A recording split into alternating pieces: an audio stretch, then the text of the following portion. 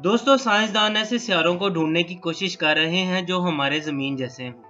अब तक नासा ने 5000 से ज़ायद सितारों को डिस्कवर कर लिया है, जिनमें से ज़्यादातर डिस्कवरीज केपलर स्पेस टेलीस्कोप और हबल स्पेस टेलीस्कोप ने की हैं।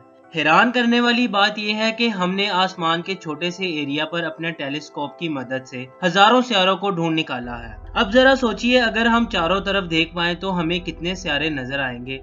और अच्छी बात यह है कि इनमें से कुछ सितारे हमारी जमीन जैसे हैं, और बुरी खबर यह है कि ज्यादातर प्लेनेट बहुत ही अजीब और खौफनाक हैं। और आज की इस वीडियो में भी हम कुछ ऐसे ही सितारों के बारे में बात करेंगे जिनके बारे में जानकर आप हैरान हो जाएंगे। सबसे पहले बात करते हैं HR 5183b की। इस सितारे को 2019 में डिस्कवर किया गया था, जो हमारी जमीन से 103 लाइट ईयर दूर है। ये सितारा जुपिटर से 3 गुना ज्यादा बड़ा है, लेकिन इसकी खास बात ये नहीं है। आज तक हमने जितने भी सितारे ढूंढे हैं, इनमें से ज्यादातर सितारे अपने स्टार के गिर्द एक फिक्स इलेक्ट्रिकल ऑर्बिट में चक्कर लगाते हैं ताकि वो किसी दूसरे सितारे से ना टकरा पाए।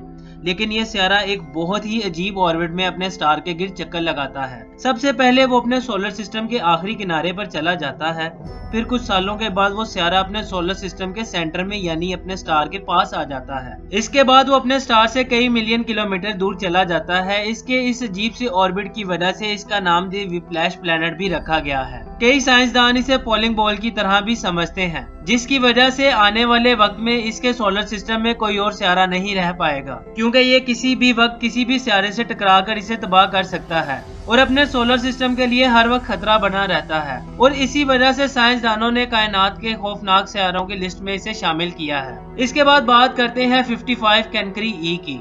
दोस्तों, ये सितारा बहुत ज्यादा यूनिक है क्योंकि इसकी सरफेस डायमंड से बनी हुई है। ये सितारा हमारी जमीन से 40 लाइट ईयर दूर है। इसकी खास बात ये भी है कि ये जिस स्टार को ऑर्बिट करता है वो बिल्कुल हमारे सूरज जैसा है, और ये पहला सुपर अर्थ सितारा है जो हमारे सूरज जैसे स्टार को ऑर्बिट करता है। इसका रेडियस हमारी जमीन से 2 गुना ज्यादा बड़ा है और इसका मास हमारी जमीन से 8 गुना ज्यादा है। साइंसदानों के मुताबिक इस सितारे पर बहुत ज्यादा कार्बन मौजूद है। इसके अलावा यहाँ बहुत ज्यादा प्रेशर भी है, और प्रेशर के साथ साथ यहाँ टेम्परेचर भी बहुत ज्यादा है। ये तीनों चीजें मिलकर डायमंड बनाती हैं। इसलिए साइंसदानों का कहना है कि इसका इंटीरियर डायमंड से बना हुआ है। लेकिन बहुत सारे साइंसदान ऐसे भी हैं जो इस थ्योरी पर यकीन नहीं रखते। लेकिन हम इस सितारे पर रहने के बारे में सोच भी नहीं सकते, क्योंकि अपने बहुत ज्यादा टेम्परेचर की वजह से ये सितारा जहन्नम से कम नहीं है। हमारे सूरज की सतह का टेम्परेचर 5500 डिग्री सेल्सियस है, लेकिन इस सितारे का टेम्परेचर हमारे सूरज की सतह से आधा है, जो बहुत बहुत ज्यादा है। इसके बाद बात करते हैं TYC 89981b की। इस सितारे को अभी कुछ ही देर पहले डिस्कवर किया गया है, जिसे किसी भी टेलीस्कोप की मदद से जमीन से आसानी से देखा जा सकता है। इस सितारे के स्टार की उम्र 17 मिलियन ईयर है।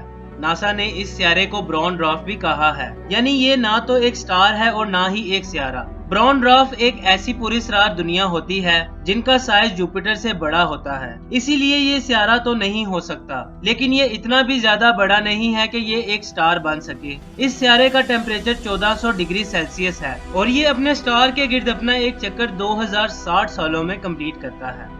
अब बात करते हैं हमारे सोलर सिस्टम में छुपे 9वें सितारे की। 1781 में विलियम हेर्शले ने टेलीस्कोप की मदद से यूरेनस को डिस्कवर किया था, जिसके बाद ये समझा जाता रहा कि यूरेनस ही हमारे सोलर सिस्टम का आखिरी सितारा है। लेकिन 1821 में एलिस बॉवर्ड ने यूरेनस के ऑर्बिट के लिए एक थ्योरेटिकल टेबल पब्लिश किया। इसके बाद जब टेलीस्कोप की मदद से यूरेनस के ऑर्बिट को स्टडी किया गया, तो पब्लिश किए गए टेबल और स्टडी किए गए ऑर्बिट से हासिल होने वाली कैलकुलेशन में बहुत ज्यादा फर्क था, जिसकी वजह से एलेक्सिस का दिमाग घूम गया और इसने कहा कि हमारे सोलर सिस्टम में एक बहुत बड़ा ऑब्जेक्ट मौजूद है, जिसकी ग्रेविटी का असर यूरेनस के ऑर्बिट पर हो रहा है। पूरी दुनिया के साइंसदान सोच में पड़ गए कि आखिर ये चीज क्या है। इसके बाद 1846 में अर्बन लवेरियन ने मैथमेटिकल कैलकुलेशन की मदद से इस सितारे को ढूंढा। इसी वजह से कई साइंसदान मानते हैं कि हमारे सोलर सिस्टम में प्लूटो से आगे एक सितारा मौजूद है, जिसकी ग्रेविटी के असर को देखा जा सकता है। नेपच्यून की दरियाफ्त के बाद ये सोचा जाता रहा कि नेपच्यून से आगे 3 सितारे हो सकते हैं, लेकिन इन सितारों का कोई सबूत न होने की वजह से ये माना जाता रहा कि हमारे सोलर सिस्टम में कुल 8 सितारे मौजूद हैं। लेकिन लेकिन दो साइंसदानों ने एक मैथमेटिकल एविडेंस को पेश किया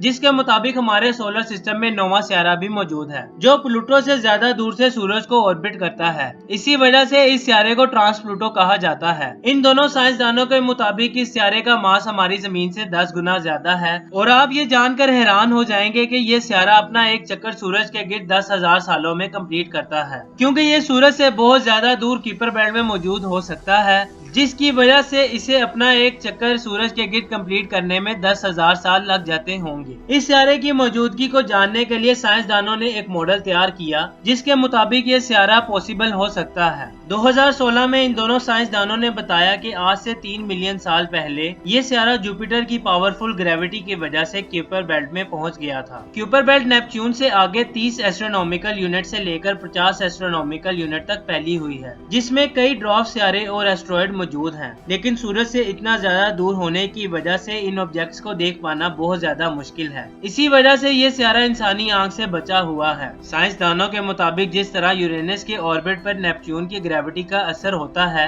इसी तरह नेपच्यून के ऑर्बिट पर किसी चीज की ग्रेविटी का असर होता है, लेकिन नेपच्यून से आगे तो प्लूटो है। साइंसदानों के मुताबिक प्लूटो का साइज और मास बहुत कम है, जिसकी वजह से इसकी ग्रेविटी का असर इतने बड़े नेपच्यून पर नहीं हो सकता। ये कोई और ही चीज है। साइंसदानों के मुताबिक ये सियारा प्लेनेट एक्स ही हो सकता है। इसके सबूत हमें क्यूपर बेल्ट से मिलते हैं, क्योंकि क्यूपर बेल्ट में ऐसी बहुत सारी चीजें छुपी हुई हैं जिनके बारे में हम आज तक नहीं जान पाए। साइंसदानों के मुताबिक ये सियारा एक आइस जायंट हो सकता है जिसकी सरफेस का टेम्परेचर -256 डिग्री हो सकता है। इसकी अभी हमारे पास कोई भी तस्वीर मौजूद नहीं है। जिस तरह आज से 200 साल पहले नेपच्यून था जिसे मैथमेटिकल कैलकुलेशन से ढूंढा गया था, इसी तरह इस सियारे की बुनियाद भी मैथमेटिकल कैलकुलेशन पर रखी गई है और इसके ग्रेविटी के असर को भी साइंसदान नोटिस कर रहे हैं। साइंसदान इसे मुसलसल स्टडी कर रहे हैं और हो सकता है कि आने वाले कुछ सालों में साइंसदान इसे ढूंढ ले। आपको क्या लगता है नीचे कमेंट सेक्शन में जरूर बताइएगा।